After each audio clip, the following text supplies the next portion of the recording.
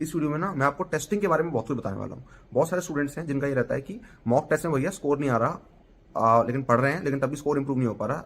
या तो ऐसा है कि स्कोर गिर रहा है, या फिर स्कोर ऐसा है कि एक सीलिंग पे आ गया, बढ़ नहीं रहा है। जैसे 300 में से 200 ही नंबर आ रहे हैं, ज़्यादा नहीं आ पा रहे हैं, या 220 पे स्टक है, कोई 230 पे स्टक है।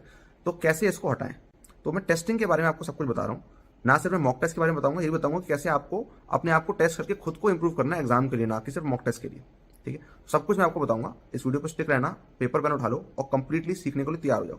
ठीक है, तो देखो, नंबर 1 चीज ये है कि टेस्टिंग का क्या पर्पस है। टेस्टिंग का जो मेन पर्पस है वो ये है कि हम अपनी गलतियां निकाल लें और उन पे हम इंप्रूव कर लें।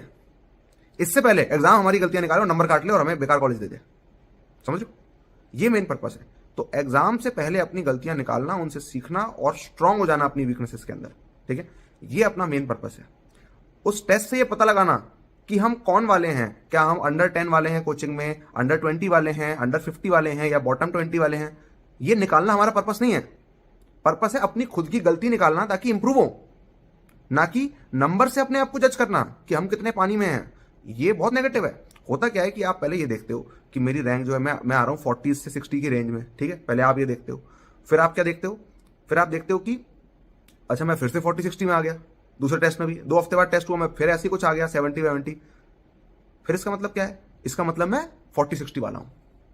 और मेरी कोचिंग में जो 10 के अंदर आता था उसकी 1000 के अंदर रैंक आई। इसका मतलब मैं कौन वाला हूं? मैं 15 से 30,000 रैंक वाला हूं। इसका मतलब क्या मैं आईआईटी वाला हूं? नहीं, मैं एनआईटी वाला हूं। ऐसे करके आपकी सेल्फ इमेज बन जाती है। अगर आप अपने टेस्ट के मार्क्स से अपने आप को जज करोगे ना, रैंक करोगे अगर, देन ये बहुत नेगेटिव हो सकता है आपके लिए, क्योंकि आपकी सेल्फ इमेज डाउन हो जाती है। आपको अंदर से बुरा भी लगता है, आप अंदर ही अंदर बहुत ज्यादा घुसते हो ये बार बार अपने दिमाग में लेके आके, क्योंकि दिमाग में तो आएगा ही आपके। तो अगर आप अपने बिल्कुल रैंक जो है, अगर उसको जस्ट आप उखाड़ के नहीं फेंक देते, मतलब बिल्कुल मैटर नहीं करती क्या है, रैंक जो है सो है, नंबर कितने हैं मेरे को इससे मतलब नहीं होना चाहिए कि मैं इससे ऊपर हूं कि नहीं, उससे ऊपर हूं कि नहीं कोचिंग में, या मैं कौन वाला हूं, मैं 10,000 के अंडर वाला हूं, मैं अंडर 1000 वाला स्टूडेंट हूं, या मैं अंडर 100 वाला स्टूडेंट हूं, या मैं एनआईटी वाला स्टूडेंट हूं, मैं कौन हूं, या मैं प्राइवेट वाला स्टूडेंट हूं। ये इमेज बनाने की जगह आपको ये समझना है कि मेरे लिए इससे ज्यादा इंपॉर्टेंट नंबर क्या है कि 300 में से मेरे 140 नंबर आए, वो 160 नंबर मेरे क्यों नहीं आ पाए, ये आपका कंसर्न होना चाहिए। ठीक है, तो उसके लिए आप क्या करोगे? पेपर को एनालाइज करोगे। पहली बात तो आप ये समझो कि अगर इतने कम नंबर आ रहे हैं, इसका मतलब कुछ तो है जो आपने पढ़ा ही नहीं है। ऐसा हो नहीं सकता कि आपने पढ़ाओ और नंबर इतने कम आ रहे हो, या फिर आपने बिल्कुल भी ढंग से नहीं पढ़ा, बहुत बुरी तरह से पढ़ा है, बहुत सरफेस लेवल पे पढ़ लिया है। तो आपको अंडरस्टैंड करने की जरूरत है कि मेरे नंबर गए कहाँ। तो मैं भी आपको ऐसा देखिए कि 160 मेरे नंबर तो आए हैं, या 140 वट एवर 200 मान लेते हैं सिंप्लिसिटी के लिए, और 250 का मैंने अटेम्प्ट किया था, 200 नंबर मेरे आए। तो 250 में जो 50 का अटेम्प्ट छूट गया, क्यों छूट गया? टाइम की कमी की वजह से। ओके, क्या रीजन हो सकता है? मैंने पढ़ा ही नहीं था उस बारे में। ओके, ये हो सकता है। अब नहीं पढ़ा था, अब घर जाओ पढ़ो, टाइम की कमी की वजह से। इसका मतलब बाकी जो 250 अटेम्प्ट कर रहे थे आप, उसमें टाइम ज्यादा लग गया। ठीक है, तो जो आपको आता है वो आपको और अच्छा है, इसकी प्रैक्टिस करो ताकि आपसे और जल्दी हो जाए वो। आपको अपना 20% टाइम रिड्यूस करना है, जस्ट 20% रिड्यूस करना है। अगर आप 50-100 क्वेश्चन और प्रैक्टिस कर लोगे, है ना, और बिल्कुल उसको स्प्रिंट में प्रैक्टिस कर लोगे कि आप कर पा रहे हो, जल्दी भी कर पा रहे हो, देन आपके पास टाइम बचने लगेगा। ठीक है, आप एक्जैक्टली फाइंड आउट करो कहाँ टाइम लगता है, कहाँ टाइम लगता है। कैलकुलेशन में ज्यादा टाइम लग रहा है, मेरे को याद नहीं है, इसमें ज्यादा टाइम लग रहा है कि मैं फिगर आउट कर रहा हूँ फॉर्मूला एग्जाम में बैठ के, या फिर क्या हो रहा है, मैं सोच नहीं पा रहा हूँ, सोचते सोचते स्टक हो जा रहा हूँ, या फिर मैं गलत सॉल्यूशन पे आ जा रहा हूँ। पहली बार में मेरे को सही सॉल्यूशन स्ट्राइक नहीं कर रहा है, इस वजह से ऐसा हो रहा है कि मैं पहले गलत सॉल्यूशन फंस जाता हूँ, फिर सही पे आता हूँ। एक्जैक्टली फाइंड आउट करो टाइम कहाँ लग रहा है। ठीक है, एक बार फाइंड हो गया ना टाइम कहाँ लग रहा है, तो अब उसे वर्क करने लग जाओ। वहां स्पीड, जहां टाइम ज्यादा लग रहा है वहां पे स्पीड मतलब प्रैक्टिस ज्यादा करनी है। ठीक है, और आपको अगर देखा कि एक पर्टिकुलर जगह पे टाइम ज्यादा लग रहा है, जैसे कि मान लेते हैं आपको याद नहीं आ रहा है इस पे टाइम लग रहा है, तो फिर याद करना है इसका मतलब। तो देख रहे हो, हर एक गलती जो आपके पकड़ में आएगी ना, उसके लिए हमेशा एक इंप्रूवमेंट फैक्टर होगा। ये गलती मेरी इंप्रूव, ये ऐसे इंप्रूव कर सकता हूं मैं इस पर। ठीक है, ये एक चीज हो गई। मैं एक एनालिसिस के ऊपर कंप्लीट वीडियो बनाऊंगा, ठीक है, वो आप देखना। अब देखो, ये समझो कि अपना मोटिव ये नहीं है कि कितने क्वेश्चन अपने से गलत हो गए, कितने सही हो गए, नहीं, जो गलत हुआ उसमें क्या नहीं आता था मुझे, इस वजह से गड़बड़ हो गया, ये फाइंड आउट करो। ठीक है, इससे मतलब होना चाहिए लैक ऑफ थ्योरी से, लैक ऑफ प्रैक्टिस की वजह से, या लैक ऑफ रिवीजन की वजह से। 3 ही कारण हो सकते हैं कि कोई मेरे से क्वेश्चन नहीं हो पाया, गलत हो गया, देर से हो पा रहा है। देर से हो पा रहा है इसका मतलब लैक ऑफ प्रैक्टिस है, या फिर लैक ऑफ रिवीजन, इस वजह से फॉर्मूला नहीं स्ट्राइक कर पा रहा आपको टाइम पे। ठीक है, अगर आपको चैप्टर हो ही नहीं पाया तो या तो आपने पढ़ा ही नहीं है, या फिर लैक ऑफ रिवीजन है, आपने पढ़ा है लेकिन आप भूल गए। तो देख रहे हो, हर एक प्रॉब्लम का सॉल्यूशन भी है। लैक ऑफ प्रैक्टिस का क्या सॉल्यूशन है? More practice. सिंपल सी बात है। तो आपको ऐसे करना है, आपको अपने आप को रिफाइन करना होगा, टेस्ट देकर एनालाइज करके इंप्रूव करना होगा। खाली टेस्ट बार बार देने से कुछ नहीं होने वाला।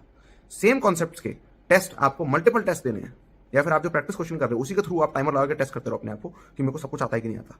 अपनी कमियां ढूंढने की कोशिश करो, अपनी कमियों को ढूंढने की कोशिश करो, ठीक है।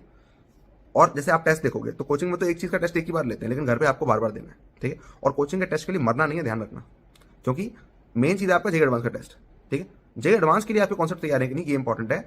आज या कल उस कोचिंग का टेस्ट है, आज उसकी प्रिपरेशन कर लूं, अपनी पूरी प्रिपरेशन का फ्लो बिगाड़ के टेस्ट की डायरेक्शन में कर लूं, इससे कुछ नहीं होने वाला। इससे बस क्या होगा, वो रैंकिंग आपकी जो 40 आ सकती होगी वो 30 आ जाएगी, लेकिन होगा कुछ नहीं। ले दे कि आपको एडवांस की तैयारी करनी है, मॉक टेस्ट की तैयारी नहीं करनी है। मॉक टेस्ट क्या होता है, मॉक मतलब क्या होता है, मजाक, ठीक है। मजाकिया टेस्ट है, कोई मतलब नहीं है उसकी तैयारी करने से। ज्यादा आपकी थोड़ी बहुत रैंक आ जाएगी तो टेम्पररी आपको खुशी मिलेगी, लेकिन उससे कुछ होने नहीं वाला, टेम्पररी खुशी से कुछ होने नहीं वाला। एडवांस के लिए आप लास्ट में कितना तैयार हो ये मैटर करता है, ठीक है। तो उसके लिए आपको तैयार होना है। अब बात समझो ये वाली कि आपने पेपर को ढंग से एनालाइज किया ओवरऑल, ठीक है। फिर आपने हर एक क्वेश्चन में आपने देखा कि कैसे मैं इसको बेटर कर सकता था, क्या रीजन रहा था जिस वजह से मेरे से नहीं हो पाया। ऐसे करके फिर आप दोबारा टेस्ट दो, फिर आप ऐसे करके इंप्रूव हो गए। तो देखो, टेस्ट दिया, एनालाइज किया, इंप्रूव किया, फिर दूसरा टेस्ट दिया, सेम कॉन्सेप्ट का। जब तक बिल्कुल परफेक्शन नहीं दिख गया कि 90% या 95% से ऊपर मेरे क्वेश्चन हो ही जा रहे हैं सही, इतनी एक्यूरेसी आ रही है, तब आप देखोगे आपके प्रिपरेशन में अलग ही कॉन्फिडेंस आएगा। एक चैप्टर में भी अगर आपने कर लिया ना, आप देखोगे कि एक चैप्टर आप जिसने करना सीख लिया वो सारे चैप्टर करना सीख लेगा। लेकिन होता क्या है, ये कोचिंग का जो पैटर्न बन गया है कि एक चैप्टर मास्टर हुआ नहीं कि दूसरे पे आ गए, दूसरा हुआ नहीं कि तीसरे पे आ गए, तीसरा हुआ नहीं कि चौथे पे आ गए। ये जो चक्कर चल रहा है ना, इस वजह से ऐसा हो रहा है कि आप एक भी चीज अच्छी तरह से नहीं कर पा रहे हो। भले ही आपको एक चीज अच्छी तरह से करने में डबल टाइम लग रहा है, आप दो, आपके पास टाइम है, आपके पास 1 साल है, चीजों को अच्छी तरह से करोगे, सिलेक्टिव रिसोर्सेज से करोगे तो टाइम है। अगर टाइम वेस्ट करोगे तो टाइम वेस्ट करने का टाइम नहीं है, टाइम यूज करने का टाइम है, टाइम इन्वेस्ट करने का टाइम है, ठीक है। लेकिन टाइम वेस्ट करने का टाइम नहीं है, इस बात को समझो। 6 महीने रह गए ना, तो 6 महीने कम भी होते हैं, ज्यादा भी होते हैं, ठीक है। अगर आप सही तरह से काम को करते हो तो ज्यादा है, गलत तरह से करते हो तो टाइम बहुत कम है। समझ पा रहे हो बात को? तो ये था सब कुछ टेस्ट के बारे में, जो भी आपको जानने की जरूरत है। अब ये टेस्ट सीरीज कैसी करें, देखो मैंने आपको बता दिया, टेस्ट सीरीज आपको वैसी करने की जरूरत नहीं जहां पे आपको सेंटर पे जाकर देना पड़े। एक्सपीरियंस के लिए चाहो तो कर सकते हो, लेकिन एक चीज के जब तक आप मल्टीपल टेस्ट नहीं देते ना, तब तक कुछ मजा नहीं है, ठीक है। और वो टेस्ट जो है वो एडवांस लेवल के होने चाहिए, या फिर शुरू में चलो एक आध बेसिक टेस्ट दे दिया, लेकिन एडवांस का टेस्ट आपको देना ही है इवेंचुअली, ठीक है। और अगर आपको कहीं से भी अच्छे टेस्ट नहीं मिल रहे हैं, सिंपल काम ये करो, अपनी प्रैक्टिस शीट खुद बनाओ, ठीक है। बुक्स उठाओ, 4 बुक्स उठाओ, सेलेक्ट करो क्वेश्चन, ये क्वेश्चन है, ये मैं करके दिखाऊंगा इतने टाइम में, और टाइमर लगाओ, करो बार बार बार बार बार बार, हो जाओगे अच्छे उस चीज में। तो ऐसे करके आपको लगे रहना है, ठीक है। तो ये सब कुछ था टेस्टिंग के बारे में, आई होप आपने बहुत कुछ सीखा होगा, ऑलराइट। और पेपर सॉल्विंग की वीडियो मेरी जरूर देखना, है ना, उससे आपको बहुत कुछ सीखने को मिलेगा। हालांकि वो पुरानी वीडियो है काफ़ी, ठीक है, लेकिन तब भी आपको बहुत कुछ सीखने को मिलेगा, ऑलराइट। और जो एनालिसिस है उसके लिए मैं एक अलग से वीडियो बनाऊंगा। आप देखो, अगर मेरे को वीडियो ऑलरेडी है तो वो जरूर देख लेना, चैनल को एक्सप्लोर करो पहले तो, है ना। अगर नए हो चैनल तो चैनल को एक्सप्लोर करो, बहुत सारी चीज़ें आपको ऐसी मिलेंगी जो कि नई होंगी, जो कि आपने पहले कभी नहीं सुनी होंगी, या उस पॉइंट ऑफ व्यू से आपने चीज़ों को नहीं देखा होगा। वो पॉइंट ऑफ व्यू जो है और जो गाइडेंस है वो आपकी प्रिपरेशन को बदल के रख सकता है, ठीक है। तो आपको चैनल को एक्सप्लोर करना है अच्छी तरह से, जो भी आप करो, है ना। और इंपॉर्टेंट चीज़ें जो कि आपके लिए हैं, उनके लिए आपको वीडियो देखनी है और आपको इंप्रूव होना है। सिर्फ वीडियो देखनी नहीं है, इंप्रूव भी होना है, ठीक है। उन वीडियो को अप्लाई करना है, ऑलराइट। और अगर और डीप में सीखना है तो मेरे प्रोग्राम्स के अंदर आ सकते हो, राइट। मेरे पास हर तरह के प्रोग्राम्स हैं जेई एडवांस के लिए। All the best.